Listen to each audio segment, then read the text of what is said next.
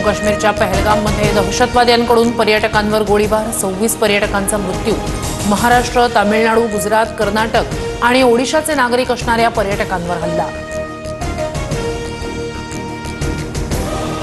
पहलगाममधील दहशतवाद्यांच्या गोळीबारात महाराष्ट्रातील 6 जणांचा मृत्यू। हेमंत जोशी, संजय लेले, दिलीप डिसले, अतुल मुने अशी मृतांची नावं। सौदी अरेबियाचा दौरा अर्धवट सोडून पंतप्रधान मोदी भारतात दाखल होताच पंतप्रधान मोदी यांनी विमानतळावरच घेतला हल्ल्याचा आढावा। राजधानी दिल्लीत मोदींच्या उपस्थितीत आज उच्चस्तरीय बैठक। दहशतवादी कारवाईचा आरोप पाकिस्ताननं फेटाळला।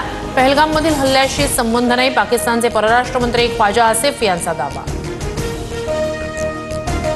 पहलगाममधील हल्ल्याचा सूत्रधार सैफुल्ला कसुरी पाकिस्तानचा, गुप्तचर यंत्रणेची माहिती।